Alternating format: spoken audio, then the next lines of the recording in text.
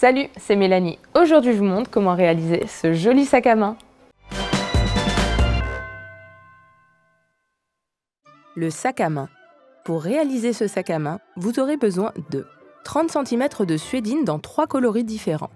Ces 3 suédines vont être assemblées en patchwork pour former l'extérieur du sac. 50 cm de toile, type cretonne ou bâchette, en coton ou en lin, pour la doublure.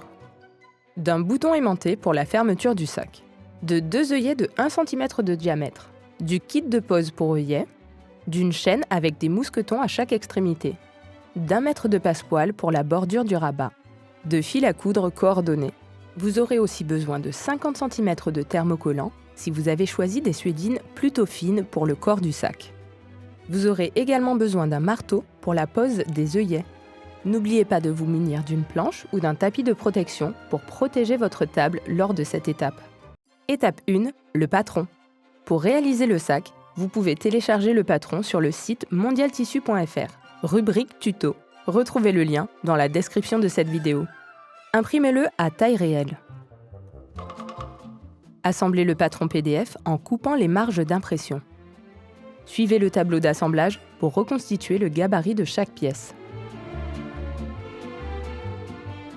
Après assemblage, nous obtenons la pièce A, qui formera le dos du sac et le rabat, à couper dans le tissu principal et la doublure. La pièce B, pour le devant de la doublure. La pièce C, c'est l'empiècement haut du devant du sac.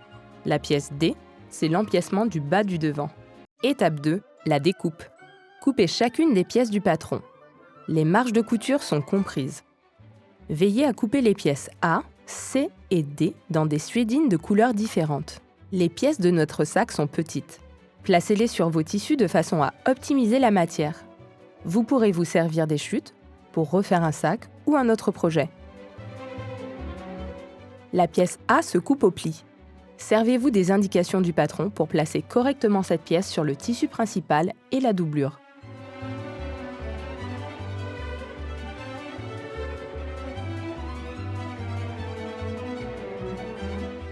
Reportez les repères indiqués sur le patron en faisant des crans dans les valeurs de couture. Faites une petite entaille de 5 mm maximum. Étape 3, le thermocollant. Si vous jugez que la suédine choisie est trop fine pour l'extérieur du sac, vous pouvez thermocoller chacune des pièces concernées. Dans mon cas, je décide de thermocoller la pièce A. Placez la pièce en suédine sur le thermocollant. L'envers des pièces doit être contre la partie collante du thermo. Pour la reconnaître, rien de plus facile. Il s'agit de la face brillante. Coupez et thermocoller au fer. Étape 4, l'assemblage. Pour former l'avant du sac, prenez les pièces C et D. Placez-les endroit contre endroit au niveau du plus grand côté. Vérifiez bien que les 2 couleurs différentes de suédine seront visibles après l'assemblage. Épinglez et piquez à 1 cm du bord. Veillez à bien commencer et finir chaque couture par des points d'arrêt.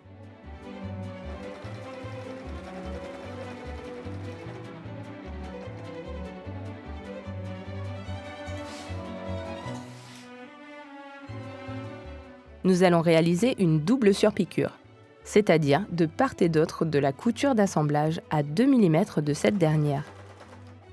Nos valeurs de couture seront ainsi maintenues.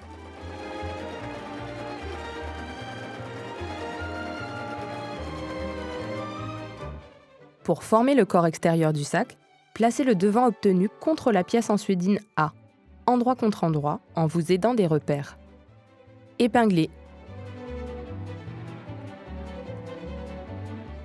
et piquez les côtés et le bas de l'ouvrage à 1 cm du bord. Commencez et finissez votre couture à 1 cm du bord supérieur du devant.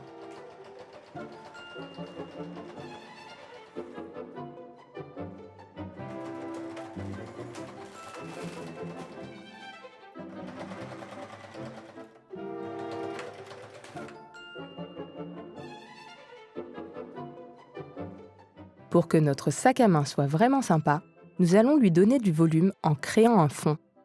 Pour ce faire, écartez les angles du sac et superposez les coutures de côté et du bas. Ouvrez les valeurs de couture au niveau de l'angle et épinglez. Tracez un trait perpendiculaire à la couture à 2,5 cm de la pointe de l'angle. Piquez sur le repère.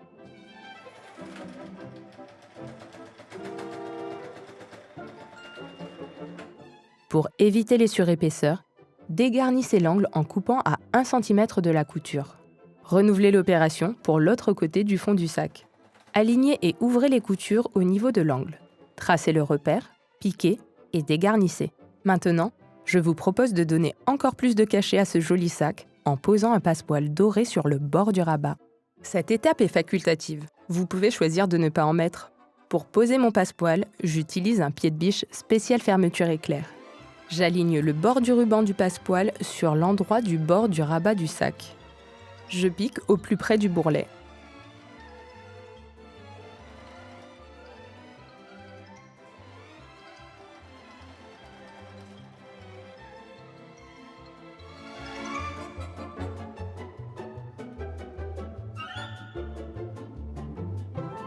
En début et en fin de couture, je passe le passepoil en biais de façon à ce que la couture commence et se termine sur le bourrelet du passepoil.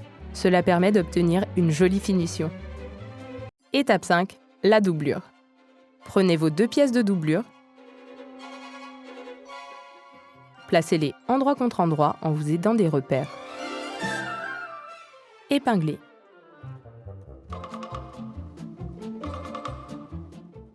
Et piquez les côtés et le bas du sac à 1 cm du bord en laissant une ouverture de 15 cm sur le bas du sac. Pensez bien à commencer et terminer votre couture à 1 cm du bord de l'ouverture.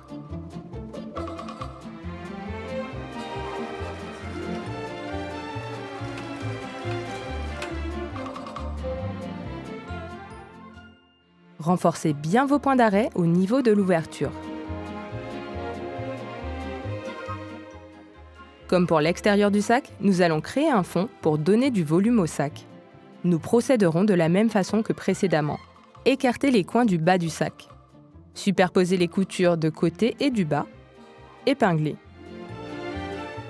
Tracez une ligne guide perpendiculaire à la couture de côté à 2,5 cm du bas. Piquez le long du repère.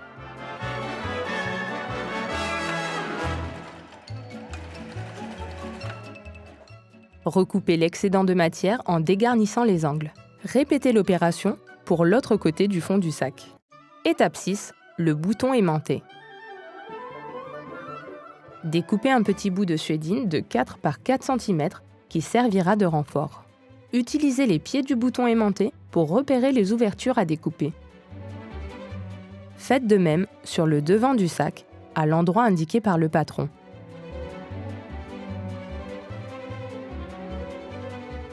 Faites des entailles à l'aide de votre découvite. Faites très attention pour que ces dernières ne soient pas trop grandes. Si vous avez peur de vous tromper, placez des épingles à chaque extrémité des repères tracés pour bloquer le découvite. Passez la partie femelle de l'aimant par l'endroit. Placez la pièce de renfort et l'anneau fourni avec l'aimant. Écartez les pieds pour fixer la première partie de la fermeture.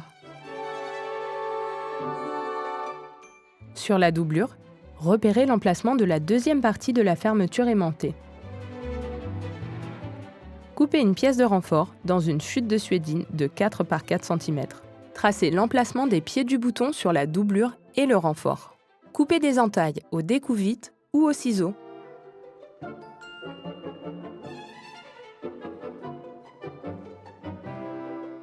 Passez l'aimant sur l'endroit de la doublure à travers les entailles. Positionnez le renfort, puis la rondelle fournie et écartez les pieds pour sertir le bouton. Étape 7, l'assemblage final. Retournez l'extérieur du sac sur l'endroit. Prenez le temps d'admirer le travail. Il va être trop mignon ce petit sac. Placez-le endroit contre endroit dans la doublure. Alignez bien les coutures de côté et épinglez le corps du sac sur la doublure le long de l'ouverture.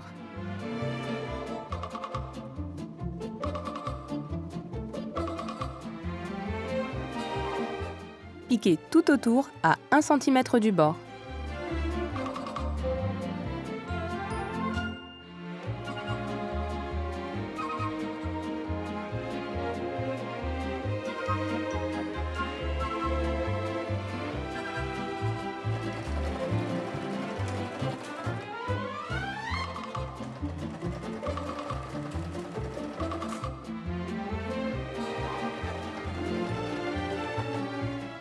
Retournez le sac par l'ouverture du fond de la doublure, de façon à avoir le sac et sa doublure sur l'envers. Superposez les coutures de fond de sac pour le sac et sa doublure et faites une piqûre de maintien dans les valeurs de couture.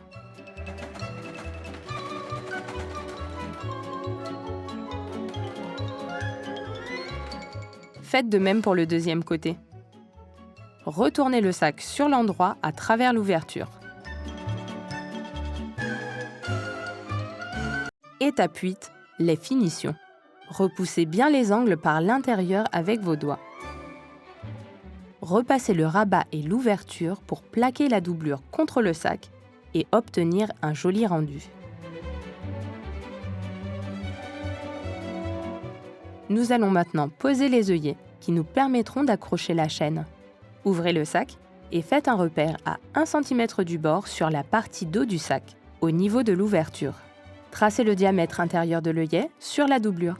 Avec votre découvite, percez au centre.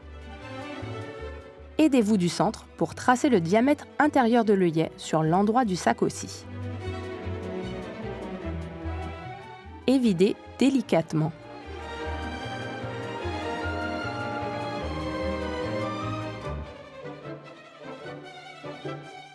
Passez l'œillet à travers le trou à partir de l'endroit du sac.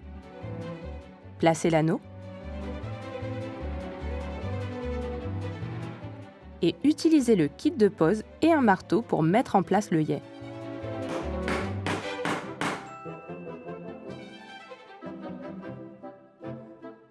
Faites de même de l'autre côté.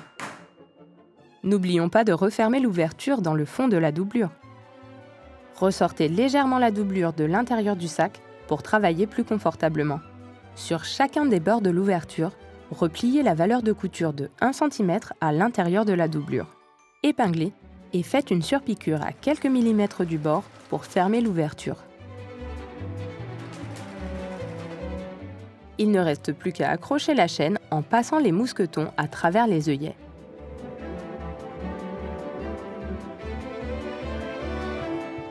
Et voilà, nous avons fini ce joli sac. En ville ou en soirée, il vous accompagnera pour toutes les occasions. Abonnez-vous à notre chaîne YouTube.